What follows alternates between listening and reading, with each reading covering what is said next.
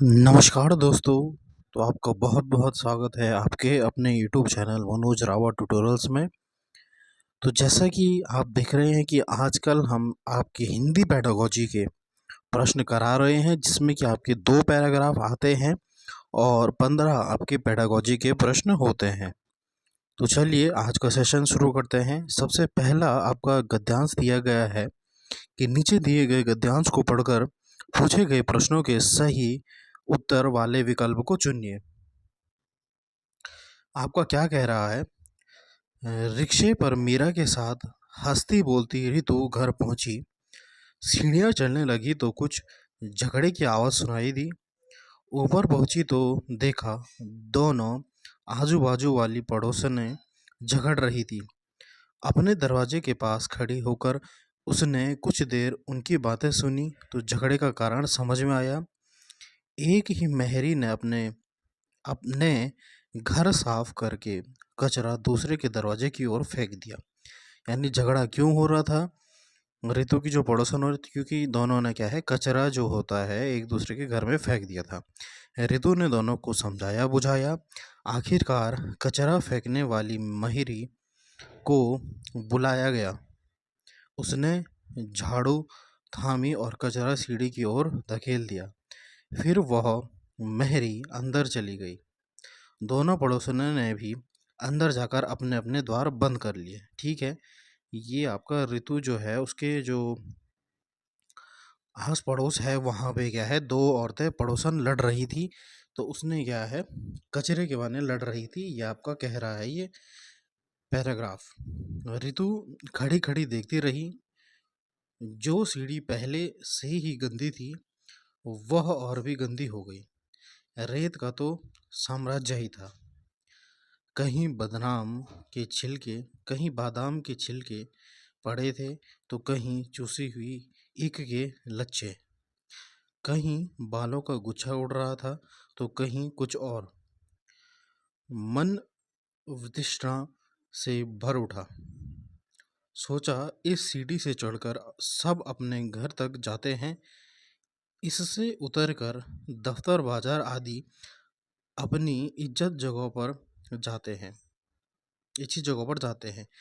पर इसे कोई साफ नहीं करता, उल्टे सब इस पर कचरा फेंक देते हैं। साझे की सीढ़ी है, गंदगी बिखरने का हक सबको मिला है और साफ करने का कर्तव्य किसी का नहीं है। स्वच्छता तो जैसे अनबुझी तृष्णा हो गई है। ठीक है, यानी ये पैराग्राफ कहाँ पे बोल रहा है आपका, ये पैराग्राफ क्या कह रहा है? जो आपकी ऋतु है, ऋतु पे आपका आकर रुकता है ये पैराग्राफ कि ऋतु जो है वह क्या है कचरे से परेशान है।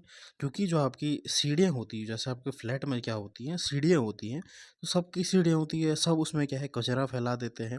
इससे क्या है ऋतु दुखी है और स्वच्छता की इसमें क्या है अनदेखी हो रही है, ये आपका पैराग्राफ कह रहा है।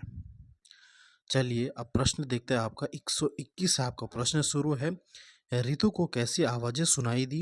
लड़ने झगड़ने की, उठाने पटकने की, हंसने बोलने की या फिर खेल कूदने की? तो आपको क्या इसका सही आंसर लगता है?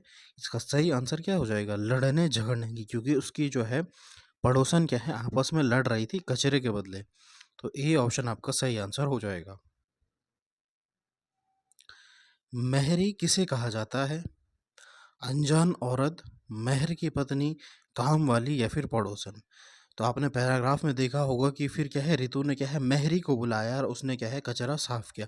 यानी काम वाली जो होती है जिसे हम काम वाली बाई कहते हैं, उसका दूसरा जो पर्यायवाची है उसे हम मेहरी भी कहते हैं। तो यहाँ पे सही आंसर हो जाएगा काम वाली।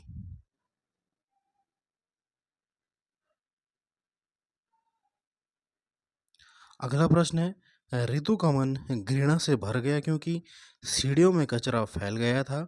दोनों पड़ोसनों ने दरवाजे बंद कर दिए थे। उसने नहाया नहीं था या फिर पड़ोस ने लड़ रही थी। तो इसका सही आंसर ए ऑप्शन हो जाएगा कि सीढ़ियों में कचरा फैल गया था, क्योंकि क्या है मेहरी ने जो है सीढ़ियाँ साफ वो घर का कचरा जो है दोनों पड़ोसों ने जो फेंका था वह क्या है साफ किया और सीढ़ियों में कचरा फेंक दिया। तो इससे क्या है ऋतु क्या है परेशान हो गई मन घृणा से भर गया। सीढ़ी से चढ़कर आते हैं उपरोक्त वाक्य किस भेद के अंतर्गत आएगा? ये आपका ग्रामर का प्रश्न है कि सीढ़ी से चढ़कर आते हैं उपरोक्त वाक्य किस भेद के अंतर्गत आएगा? मिश्र, आदेश, सरल या फिर संयुक्त? तो ये कौन सा वाक्य है? ये आपका सरल वाक्य है। ऑप्शन सी आपका सही आंसर हो जाएगा। अनुच्छेद में घृणा का पर्यायवाची शब्द है साझा, तृष्णा, झगड़ना या फिर वितृष्णा। इसका सही आंसर क्या हो जाएगा आपका कि घृणा क्या होता है? साझा नहीं, झगड़ना नहीं। और इन दोनों में तृष्णा और वितृष्णा में आपका सही आंसर हो जाएगा वितृष्ण, यानी ऑप्शन डी आपका सही आंसर हो जाएगा घृणा का पर्यायवाची। अगला कह रहा है 126वां प्रश्न आपका कह रहा है कि अनुच्छेद का संदेश है काम वाली का उत्तरदायित्व, स्वच्छता सबका कर्तव्य, हंसते बोलते रहना, पड़ोसनों का धर्म। तो क्या आपका इस पैराग्राफ से आपको क्या संदेश मिल रहा है कि हमें क्या है? स्वच्छता रखनी चाहिए। तो स्वच्छता सबका कर्तव्य इसका सही आंसर हो जाएगा ऑप्शन बी। दफ्तर बाजार शब्द है देशज, आगध, तत्सम या फिर तद्भव। ठीक है, दफ्तर और बाजार क्या शब्द है आपके? तो ये हो जाएगा आगाज शब्द होते हैं ये। ऑप्शन बी आपका सही आंसर हो जाएगा यहाँ पे। अब यहाँ से जो है आपके क्या, यहाँ से आपके ठीक है, ये आपके पेडागोजी के प्रश्न स्टार्ट हो गए हैं। देखते हैं हम पेडागोजी का प्रश्न क्या कह रहा है। साधारण तौर पर शिक्षक यह समझते हैं कि बच्चों को लिखना तब सिखाना चाहिए जब उन्हें वर्णों की पहचान हो जाए। यह विचार पूरी तरह से अवैज्ञानिक है, सही एवं स्वीकार्य है, वैज्ञानिक है, बाल स्वभाव के अनुकूल है। कि जब बच्चों को क्या है, क्या आ जाए, वर्णों की पहचान हो जाए, तब हमें उन्हें क्या है, लिखना सिखाना है। ये आपका क्या हो जाएगा ये? तो ये अवैज्ञानिक है। ठीक है, बच्चा कभी भी सीख सकता है। तो ये क्या है, अवैज्ञानिक है कि जब उन्हें वर्णों की पहचान हो तभी हमें उनको क्या है, लिखना सिखाना है। तो ये तो गलत बात है, क्योंकि वर्णों की पहचान के बिना भी बच्चा जो है वह लिख सकता है। ठीक है, क्योंकि लिखना भी क्या है, एक प्रक्रिया होती है। ठीक है, विकास की प्रक्रिया है। ठीक है, ऐसा नहीं कि बच्चे को पूरे वर्ण आने चाहिए तभी वो लिख सकता है, नहीं। ए ऑप्शन आपका सही आंसर हो जाएगा, अवैज्ञानिक है।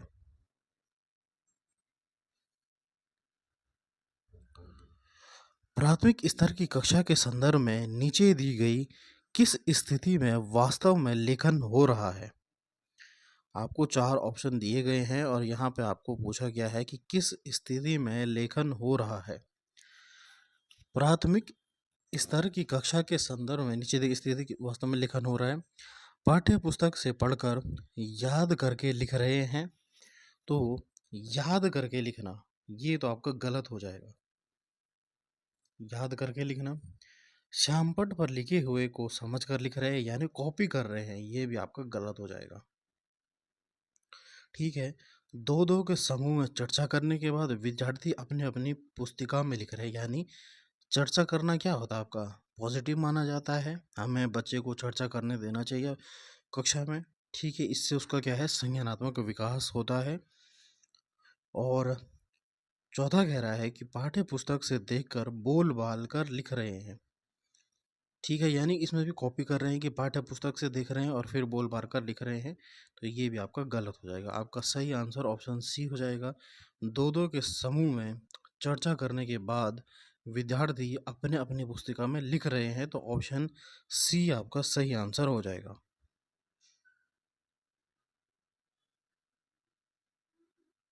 कक्षा एक के बच्चों का गृह कार्य जांचते समय आप पाते हैं कि कुछ बच्चे के अक्षरों की बनावट टेढ़ी मेढ़ी है। तो आप क्या करेंगे? उन्हें सीधी रेखा में लिख कर दिखाएंगे। आप क्या है, उन्हें सीधी रेखा में लिख कर दिखाएंगे। उन्हें स्वयं ही सुधार करने के लिए समय देंगे।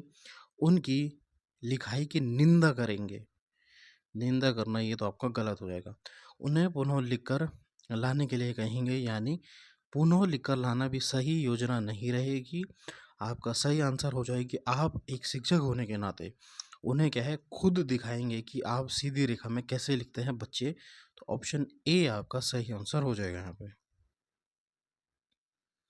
अगला प्रश्न देखते हैं अब हम। भाषा के पाठ्यपुस्तक में कहानी का शैक्षणिक प्रयोग मुख्यतः इसलिए ज़रूरी है क्योंकि इसमें बच्चे व्याकरण के नियमों को कंठस्थ कर पाते हैं। जहाँ पर भी आपका व्याकरण के नियम आएगा और कंठस्थ करना तो आपका गलत हो जाएगा। व्याकरण के नियम भी आपका गलत होता है और कंठस्थ करना भी आपका गलत होता है। स्मरण क्षमता का विकास करना यानी स्मरण यानी याद करने की क्षमता का विकास करना, उच्चारण संबंधित गलतियों में सुधार करना या फिर पढ़ना लिखना सीखते हैं। प्रश्न कह रहा है कि भाषा के में पाठ्यपुस्तक में कहानी, ठीक है, कहानी का शैक्षणिक प्रयोग इसलिए होता है ताकि बच्चे क्या है इसमें आपको ऑप्शन इसमें सही लग रहा है जो हो जाएगा पढ़ना लिखना सीखते हैं। ऑप्शन डी आपका सही आंसर हो जाएगा।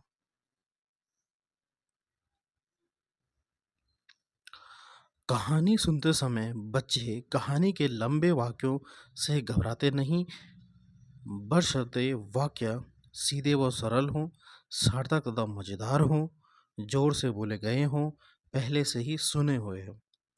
ठीक है, तो यहाँ पे हो जाएगा सार्थक तथा मज़ेदार हों, तभी क्या है बच्चों को क्या है कहानी सुनते समय क्या है मज़ा आएगा, मतलब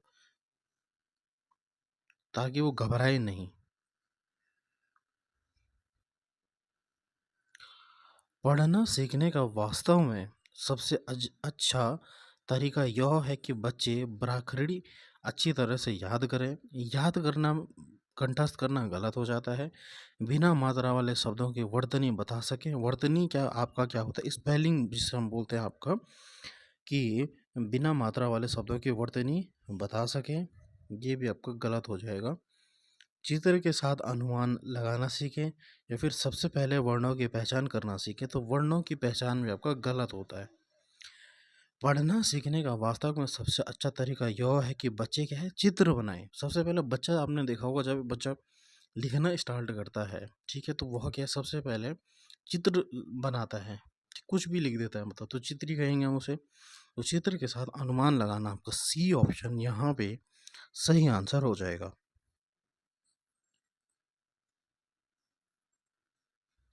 यदि पठन सामग्री के साथ चित्र हो तो पठन सामग्री की गुणवत्ता में वृद्धि हो जाती है। चित्रकार की भूमिका के महत्व का पता चलता है। पठन सामग्री का आकर्षण बढ़ जाता है या फिर लिखे हुए के बारे में अनुमान लगाना आसान हो जाता है।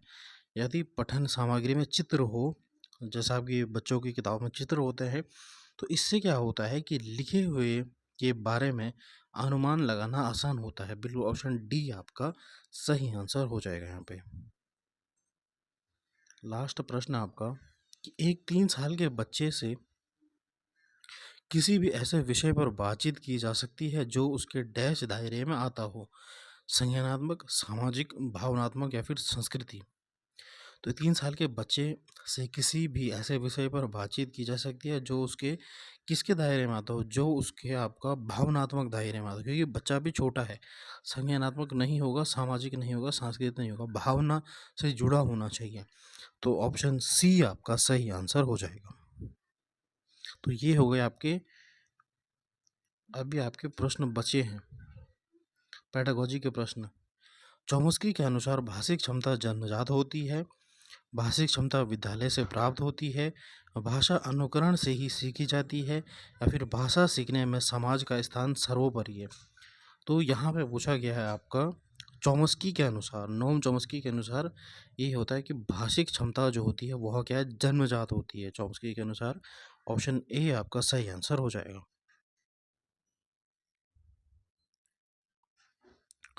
भाषा की कक्षा में मुद्रित परिवेश कैसे रचा जा सकता है? दीवारों पर सूक्तियाँ एवं उपदेशात्मक बातें लिखकर, केवल विविध आकर्षक पुस्तक सजाकर। केवल गलत हो जाएगा, ये ऑप्शन तो आपका कट जाएगा। दीवारों पर केवल, ये भी केवल है, ठीक है। कहानी कविता के पोस्टर और बच्चों के कामों को कक्ष में प्रदर्शित कर। ए और डी में से आपका सही आंसर हो जाएगा ऑप्शन डी। कहानी कविता के पोस्टर व बच्चों के कामों को कक्षा में प्रदर्शित कर आप एक मुद्रित समृद्ध परिवेश अपनी कक्षा में रच सकते हैं। ऑप्शन डी आपका सही आंसर हो जाएगा।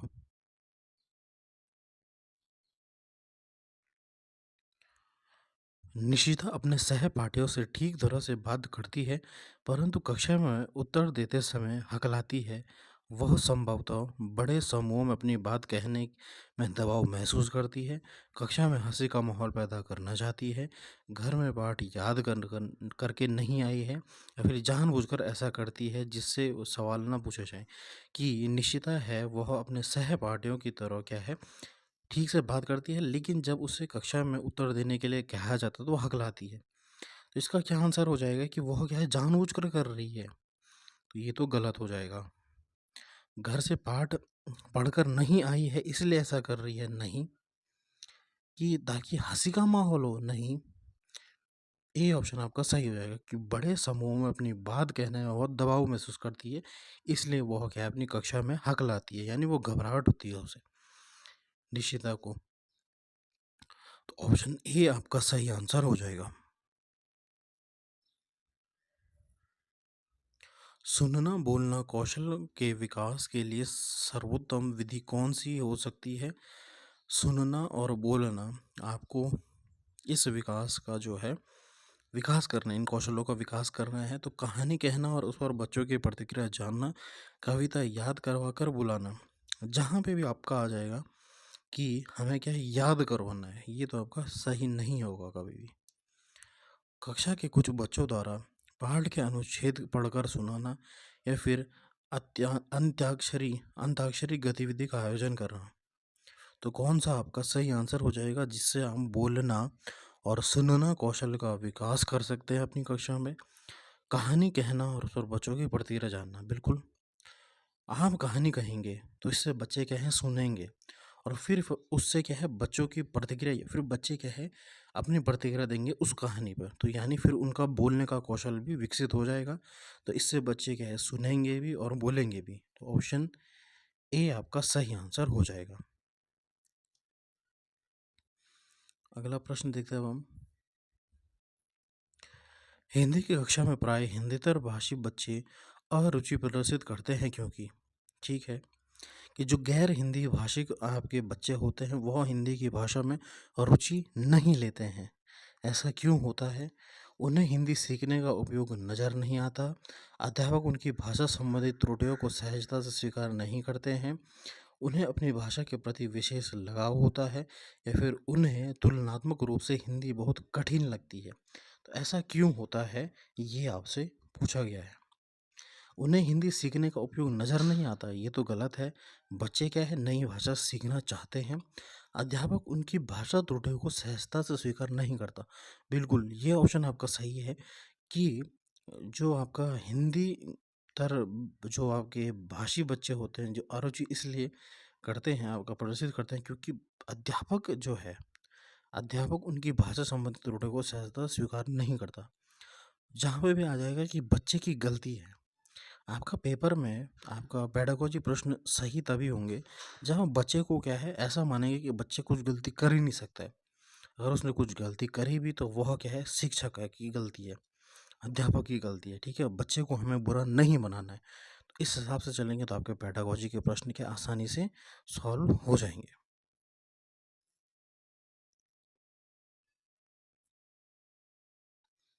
अगला प्रश्न कह रहा है कि बच्चों के भाषा विकास के लिए निम्नलिखित में से किसकी अनुशंसा सर्वोत्तम होगी? ऐसे अभिभावक जो तरह तरह की श्रव्य सीडी लाकर सुनाते हों, ऐसे अध्यापक जो भाषा के नियमों की समग्र जानकारी दे सके। मैंने बोला जहाँ पे भी भाषा के नियम आ जाएंगे, ये आपका गलत हो जाएगा। घर का ऐसा परिवेश जहाँ मानक भाषा बोली जाती हो, मानक भाषा मानकीकृत पाठ्य चर्चा, ये भी आपका गलत होता है। घर तथा पास पड़ोस का ऐसा परिवेश जहाँ बोलने सुनने के बहुत से अवसर सुलभ हो। बिल्कुल सही, ऑप्शन डी भी आपका सही है और ए भी आपका सही है। तो कौन सा आपका सही हो जाएगा कि बच्चों के भाषा विकास की किसकी अनुशंसा सर्वोत्तम होगी? ऐसे अभिभावक जो तरह तरह की श्रव्य सीडी लेकर सुनाते हो, या फिर घर तथा पास पड़ोस के ऐसा परिवेश जहाँ बोलने और सुनने के बहुत अवसर सुलभ हो। ऑप्शन डी आपका सही आंसर हो जाएगा यहाँ पे।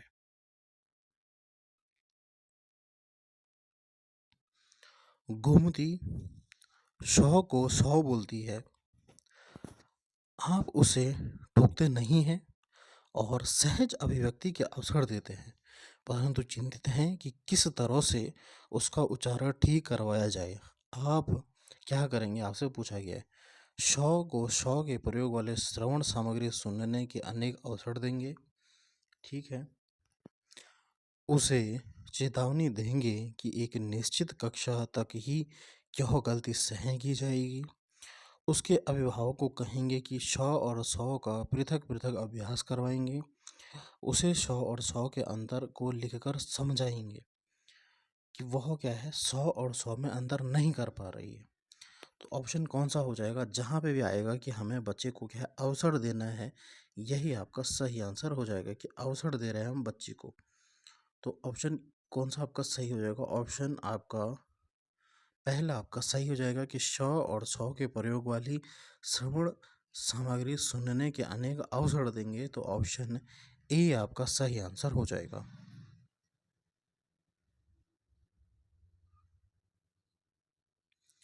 फिर आपका यहाँ से आपके जो है पेडागोजी के प्रश्न खत्म हो गए हैं और ये आपका फिर पैराग्राफ पूछा गया है।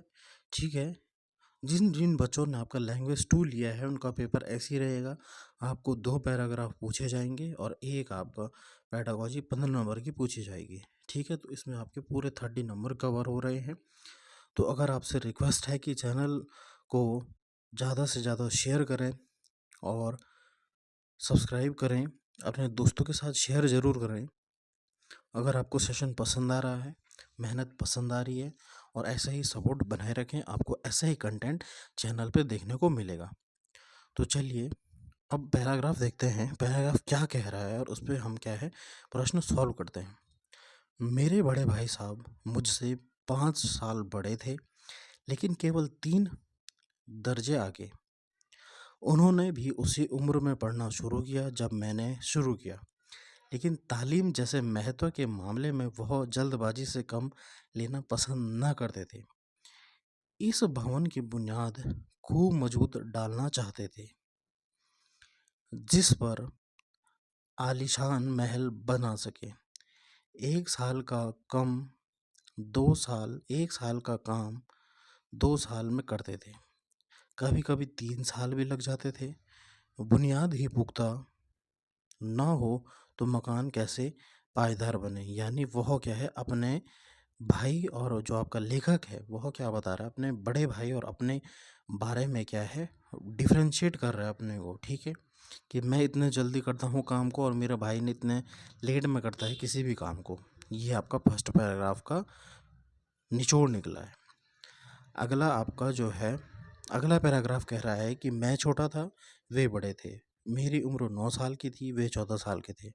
उन्हें मेरी निगरानी का पूरा और जन्मसिद्ध अधिकार था और मेरी शालीनता इसी बात में थी कि उनके हुक्म को कानून समझूं। वह स्वभाव के बड़े अध्ययनशील थे, हरदम किताब खोले बैठे रहते थे और शायद दिमाग को आराम देने के लिए कभी कॉपी पर कभी किताब की हाशियों पर चिड़िया कुत्ते बिल्लियों की तस्वीर बनाया करते थे। वह अपने क्या है अब लेखक किसके बारे में बोला अपने भाई के बारे में बोल रहा है। ठीक है। कि वह क्या है कि जब किताब में खोए रहते थे और जब वो अपना फ्री टाइम रहता था तो वह क्या है चिड़िया कुत्ते बिल्लियों की तस्वीर बनाया करते थे। कभी कभी एक नाम या शब्द या वाक्य 10-20 बार लिख डालते थे। कभी एक शेर को बार बार सुंदर अक्षरों में नकल करते, कभी ऐसे शब्द रचना करते जिसमें ना कोई अर्थ हो ना कोई सामंजस्य हो। जैसे एक बार उनकी कॉपी पर मैंने इबारत देखी, स्पेशल आमीना, भाइयों भाइयों, भाई भाई, श्रीयुत, राधेश्याम। इनके बाद आदमी का चेहरा बना हुआ था। मैंने बहुत चेष्टा की कि इस पहेली का कोई हल निकालूं, लेकिन असफल रहा और उनसे पूछने का साहस न हुआ। वे 9वीं कक्षा में थे, मैं 5वीं में। उनकी रचनाओं को समझना मेरे लिए छोटा मुंह और बड़ी बात थी। ये किसकी कहानी आपकी? ये आपकी मुंशी प्रेमचंद की कहानी है आपका, उसका आपका भाग लिया गया है। ठीक है, अब आपसे प्रश्न स्टार्ट होते हैं आपके यहाँ से। पहला प्रश्न कह रहा है आपका, उम्र के उम्र में 5 साल और पढ़ाई में 2 कक्षाओं का अंतर बताता है कि बड़े भाई को देर से स्कूल भेजा गया था, छोटे भाई की उम्र घटा दी गई थी, बड़ा भाई पढ़ने में तेज न था, छोटा भाई 1 वर्ष में 2 कक्षाएं उत्तीर्ण कर गया था। तो कौन सा आपका सही उत्तर हो जाएगा? इसका सही उत्तर हो जाएगा ऑप्शन सी, कि बड़ा भाई पढ़ने में तेज ना था। सी ऑप्शन आपका सही हो जाएगा। इसलिए क्या है, क्योंकि आपका लेखक भी कह रहा था कि वह किसी काम को आराम से करता था, तो ठीक है, तो इसलिए क्या है, उम्र का डिफरेंस होने के साथ वह एक ही कक्षा में पढ़ते थे, क्योंकि क्या है, बड़ा भाई पढ़ने में तेज ना था।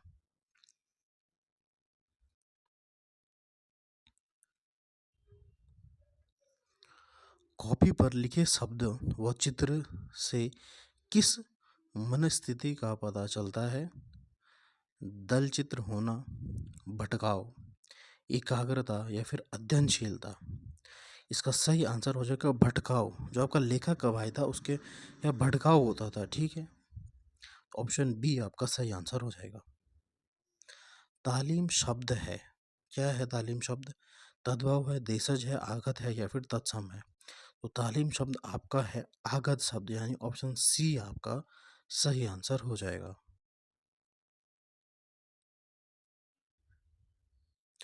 छोटा मुंह बड़ी बात मुहावरे का अर्थ है गुणी और समझदार होना, बात को बढ़ा देना, आयु में छोटा होना या फिर छोटा होकर भी बड़ी बड़ी बातें कहना। ऑप्शन हो जाएगा आपका डी, यानी छोटा होकर भी बड़ी बड़ी बातें कहना, ये होता है छोटा मुंह और बड़ी बात का अर्थ।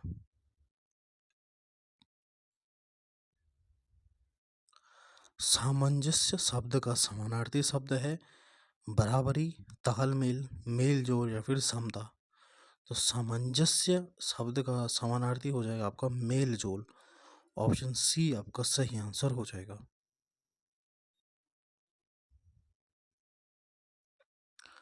मेरे भाई साहब मुझसे 5 साल बड़े थे, लेकिन केवल 3 दर्जे आगे। इस वाक्य का प्रकार है जटिल, सरल, संयुक्त या फिर मिश्र। इसका सही आंसर हो जाएगा संयुक्त वाक्य है, क्योंकि यहाँ पे आ गया कि लेकिन, केवल, तो ये हो जाएगा आपका संयुक्त। ऑप्शन सी आपका सही आंसर हो जाएगा।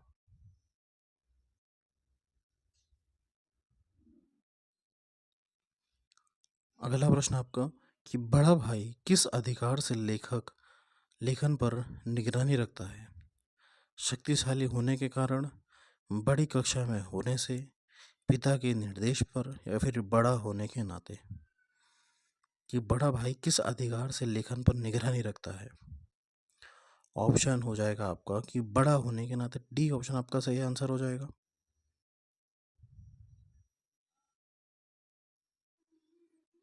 बुनियाद ही पुख्ता न हो तो मकान कैसे पायदार बने? छोटे भाई के उक्त कथन में निहित है व्यंग, आदर, सत्य या फिर हास्य। तो बुनियाद ही पुख्ता ना हो तो मकान कैसे पायदार बने, इसका सही आंसर हो जाएगा आपका व्यंग कहा जाता है। ऑप्शन ए आपका सही आंसर हो जाएगा। तो स्टूडेंट्स, हमने देखा आपके 30 महत्वपूर्ण प्रश्न आपके हिंदी पेडागोजी से रिलेटेड। तो अगर आपको सेशन पसंद आ रहा है तो आपसे रिक्वेस्ट है कि चैनल को लाइक, कमेंट, शेयर और सब्सक्राइब ज़रूर करें। धन्यवाद। जय हिंद।